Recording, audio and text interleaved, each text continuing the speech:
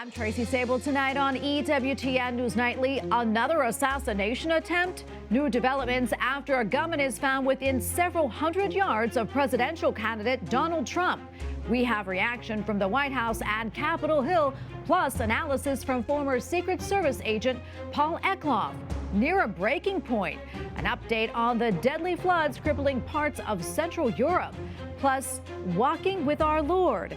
Thousands of people take to the streets of Quito as the International Eucharistic Congress draws to a close.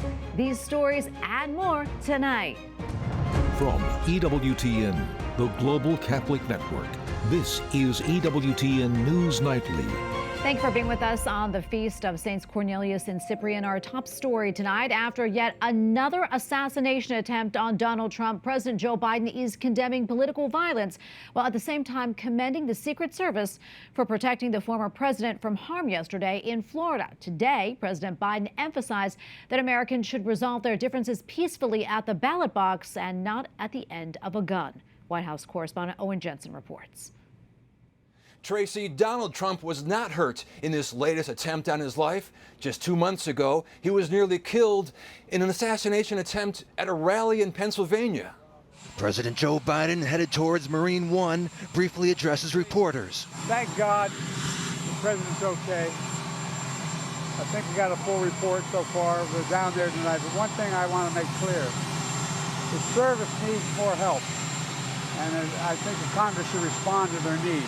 Former President Donald Trump blames his political opponents for taking politics in the country to a whole new level of hatred, writing, "Because of this communist left rhetoric, the bullets are flying, and it will only get worse." On Sunday, agents stationed a few holes up from where Trump was golfing noticed the muzzle of an AK-style rifle sticking through the shrubbery that lines the course, roughly 400 yards away. An agent fired, and the suspect dropped the rifle and fled, leaving the gun behind, along with 2 backpacks, a scope used for aiming, and a GoPro camera. Today, Ryan Routh making his first appearance in federal court, charged with federal gun crimes. Investigators say he frequently posted about the war in Ukraine and tried to recruit volunteers to fight against the Russian invasion. He has called out for people to send him their passport copies, their military experience, their resumes. And this is not the suspect's first run-in with the law. Also, the remarkable thing is,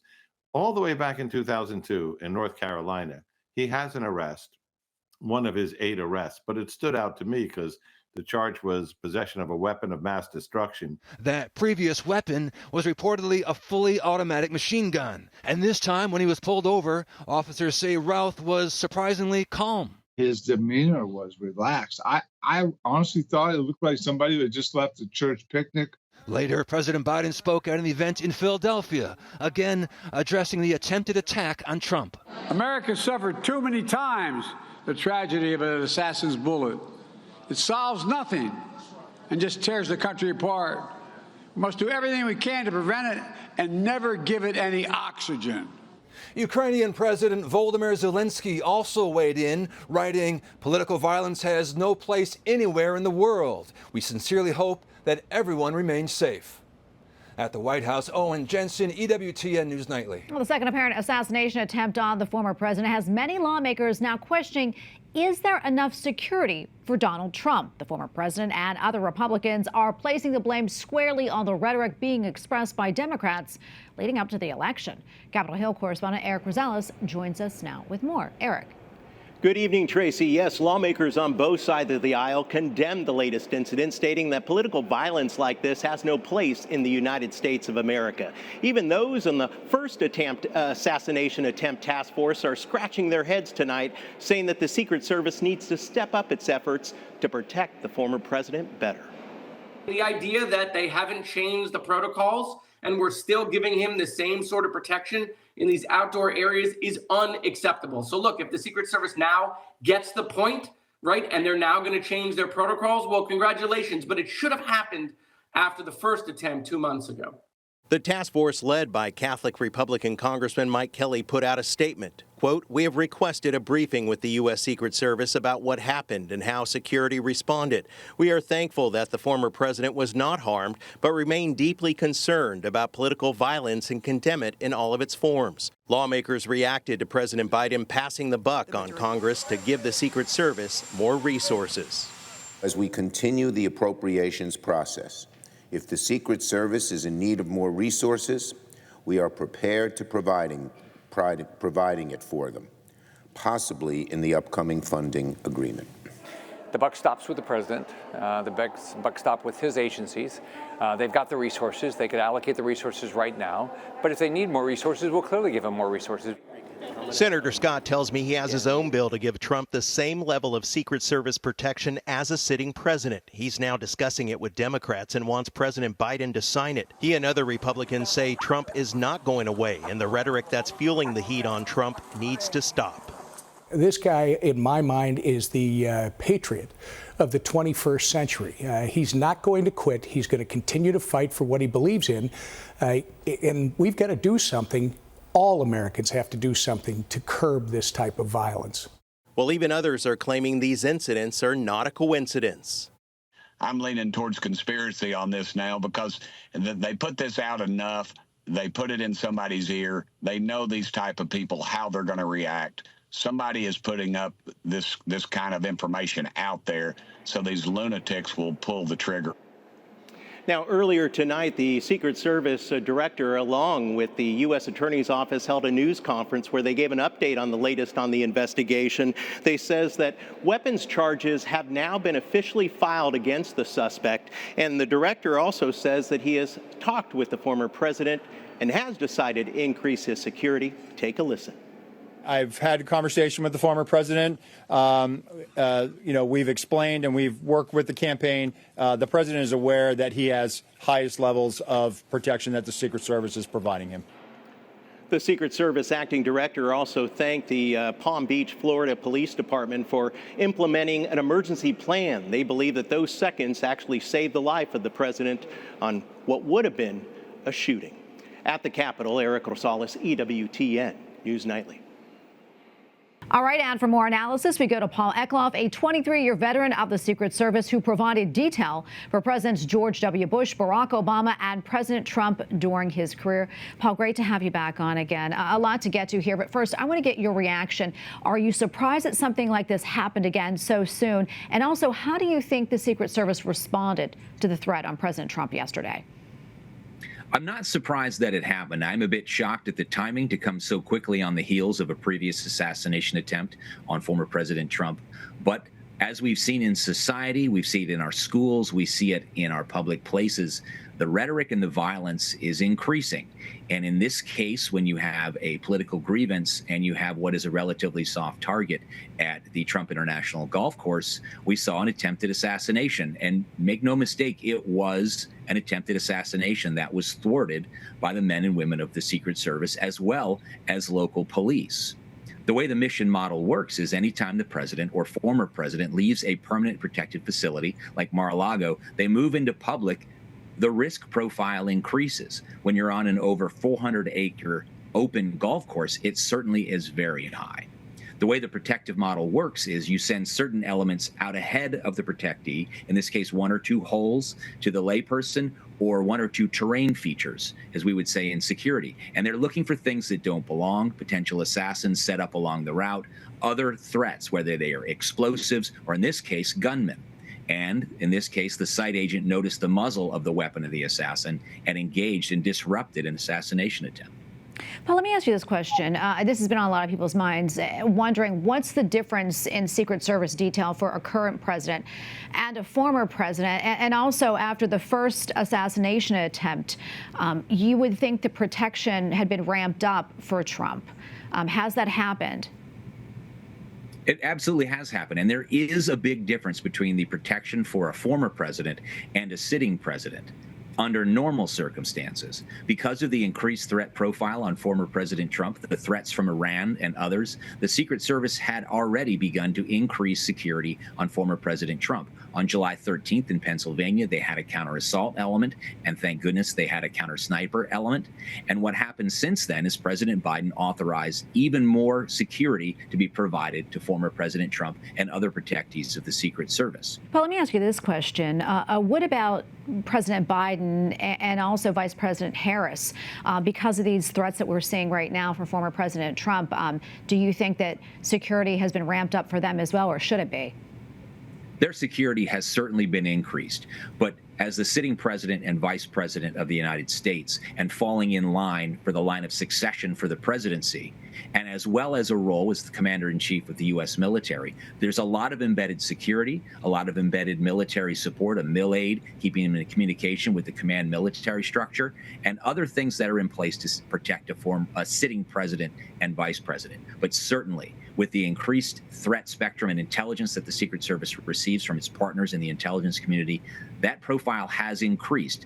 But it should be emphasized, once again, that any time a protectee leaves a permanent protected site and goes out in public, in this case to golf, is what we call an OTR, or an off-the-record movement. And you try to provide a moving bubble of security so that you can sweep an area, the former president moves into that protective bubble, and then that moves ahead and behind him in sort of an accordion-like fashion. And that's what happened on the golf course yesterday. They simply cannot shut down all of West Palm Beach, every road, whether he was president or former president. And what we saw yesterday, especially among the locals, that were able to find a witness and identify this assassin, catch him on the road in a safe manner, and arrest him. So we'll see a different outcome as far as information should come out much more quickly as far as motivations. In Butler, Pennsylvania, the assassin was killed by law enforcement, and you just can't interrogate that, and we will never fully know. In this case, we have an adult who has a robust social media life, possibly even made threats, and has prior arrests for weapons. So there'll be a lot more to unpack in the days ahead. Absolutely. Well, thank you so much, Paul, for coming on and for all your insights. Always appreciate it. Yes, ma'am. Officials in Venezuela say they arrested 6 foreigners, including 3 Americans, in an alleged plot to kill President Nicolas Maduro. The socialist country's interior minister says the individuals were part of a CIA-led plot to overthrow the government. The claims come after the U.S. issued sanctions on Maduro's allies, and Spain recognized opposition leader Edmundo Gonzalez as the winner of the recent hotly contested presidential election. Since Maduro was named the winner, tensions have risen between the socialist nation and the United States. And now to the Middle East, where Israeli warplanes launched a series of airstrikes on southern Lebanon.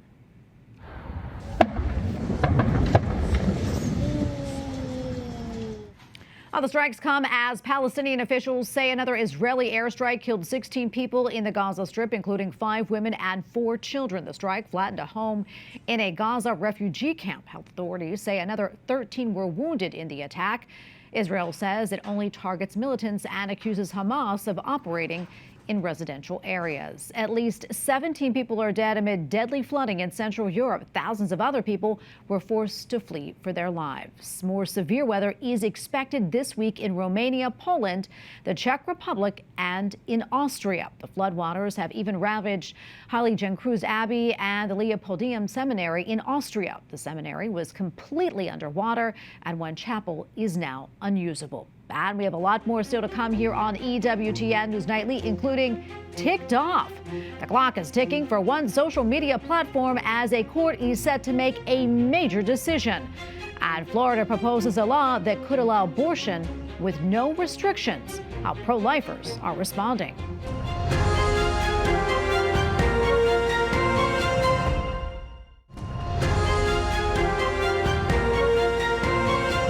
Opening arguments began today in what could be a fierce battle over a massively popular social media app. The case is over a U.S. law stating TikTok must break ties with its China-based parent company, or be banned.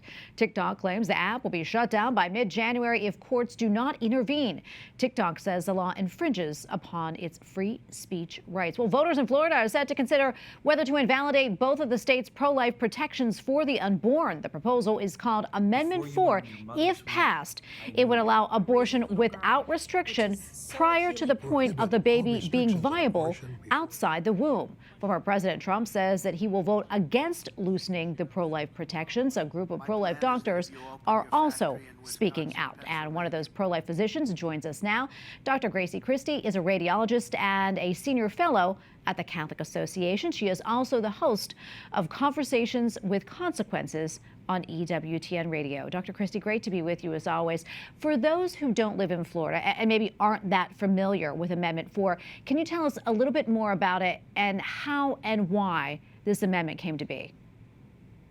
So Amendment 4 was written in order to basically invalidate every regulation around abortion, including common sense health and safety regulations that protect mothers, either women or girls, when they go to access an abortion.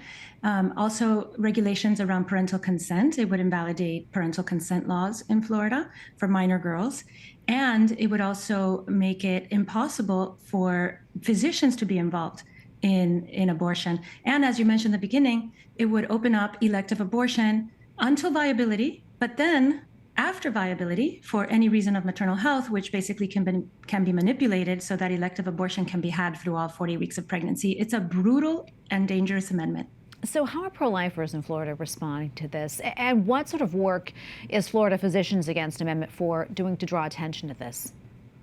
Well, what we wanted to do at our physician coalition, which is very grassroots, is that we wanted the Florida public to understand that even though the pro-abortion side likes to cite medicine and science and say that this is what's reasonable for doctors, abortion is not healthcare. Doctors don't believe that abortion is healthcare, so we want the Florida public to understand that Florida physicians are against Amendment 4.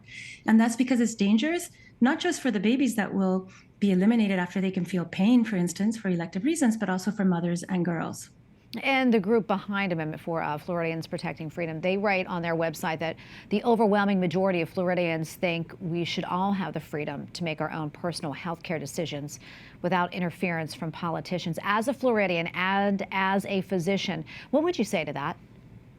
Well, I would say that you don't want your health decisions being made by an outfit like Planned Parenthood without parental involvement for minor girls, without a physician involved in your health care.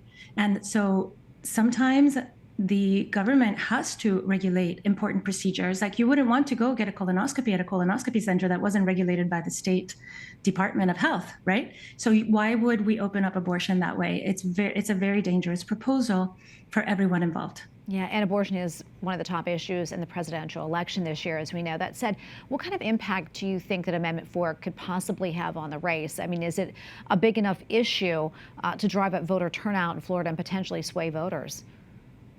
You know, I think Florida voters they're pretty energized anyway around the top of the ticket. And I don't think that Amendment 4 is going to change what's going on upstream. But I do hope that Florida voters will understand how deceptively worded the amendment is, and they will understand exactly how brutal Amendment 4 is. Before I let you go, Dr. Sabol, really quickly, final thoughts, and what else would you like people to know about Amendment 4?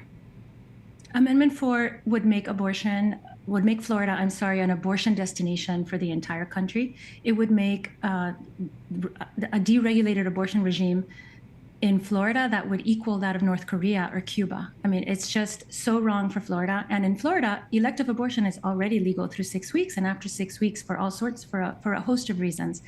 Florida does not need Amendment 4. Dr. Sabol, thank you so much. God bless you. Up next on EWTN News Nightly, Synod on Synodality, how Rome is preparing for this major event next month. Plus, the Holy Father says knowing Jesus can be a life-changing encounter. We'll explain.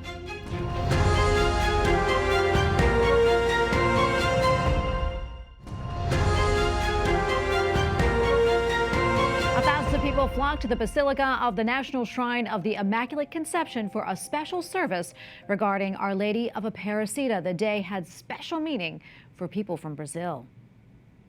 Doing this nationwide and having the Blessed Virgin here in the National Shrine is so meaningful. I mean, these are our new immigrants, our new Americans, bringing the traditions of their faith from their countries to here to America. It's just so moving. The day featured a procession, a mass, and then a concert. Brazilians express how grateful that they felt they have a special place that makes them feel closer to home. For more on this story and to learn more about Our Lady of Aparecida, tune in to EWTN News in Depth on Friday at 8 p.m. Eastern. Pope Francis calls for the release of hostages held by Hamas and an end to the conflict in Israel and Palestine. Prego per le vittime e continuo ad essere vicino a tutte le famiglie degli ostaggi.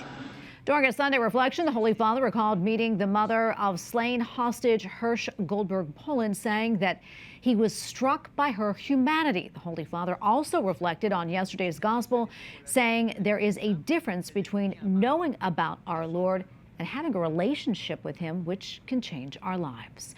And staying at the Vatican, work continues toward the second and final session of the Synod on Synodality. The global gathering of bishops, clerics, and lay people resumes next month. EWTN Vatican journalist Benedict Sidegren has more. Hundreds of global church leaders are preparing for the second and final session of the Synod on Synodality, the 3-year process of listening and dialogue that the bishops of the Catholic Church and laity from around the world started in 2021.